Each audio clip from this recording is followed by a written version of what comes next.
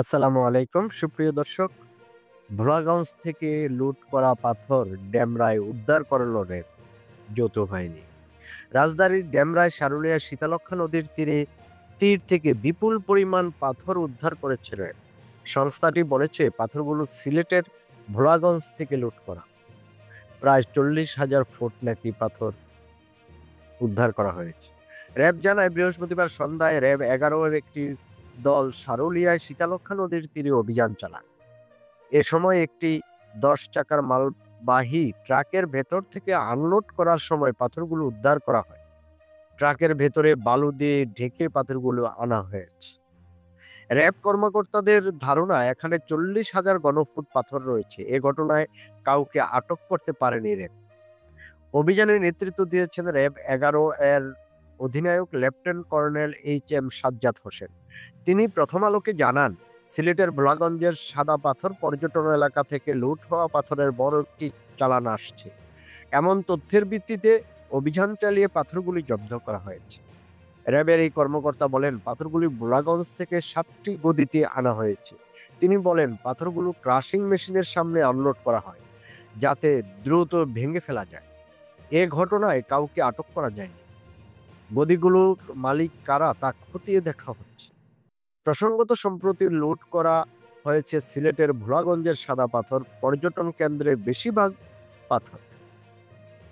এ নিয়ে গণমাধ্যমে সংবাদ প্রকাশিত হওয়ার পর দেশ জুড়ে তীব্র সমালোচনা শুরু হয়।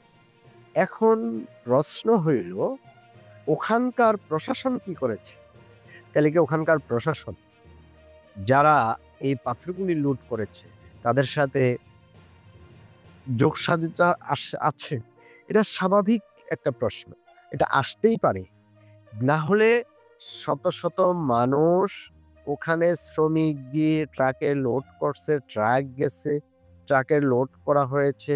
ওই ট্রাকগুলো ওখান থেকে আসছে, গেছে এবং কি কালবেলার একটা রিপোর্টে দেখা গেছে সারি, সারি ট্রাক ওই পাথর বোঝাই করা ওখান থেকে ছেড়ে আসতেছে। তাইলে কি ওখানকার প্রশাসন এ ব্যাপারে ওয়াকিবহাল নয়? একটা রিপোর্টে দেখা গেছে ওরা মাঝে মধ্যে অভিযান চালায়, অভিযান চালালে কাউকে পাওয়া যায় না, এরপরে নেই। তো এরপর নেই ওখানে কি স্থায়ীভাবে এরকম কারা করে? প্রশাসনের নখত পড়লে নেই কে? কি না পারে?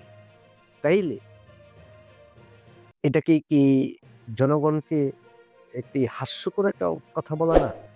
এখন কেন ইয়াতে নারায়ণগঞ্জে পাথর পাওয়া যায় 40,000 ফুট? কেন পাওয়া যায়? র‍্যাব কিভাবে ধরে? ক্রাশিং মেশিনের সামনে গাড়িসহ কিভাবে এখন পায়? ওনারা ওখান থেকেই পায় না, চুরি করে নিয়ে আসে। এটা কোনো কথা?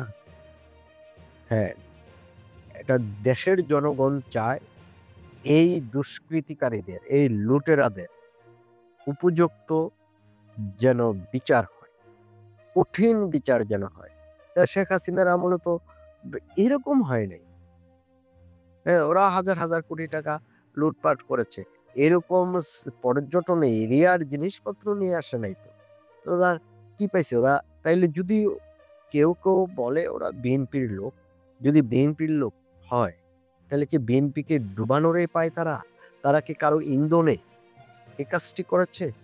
বিএনপিকে ডুবানোর জন্য? তদন্ত করলে বেরিয়ে আসবে।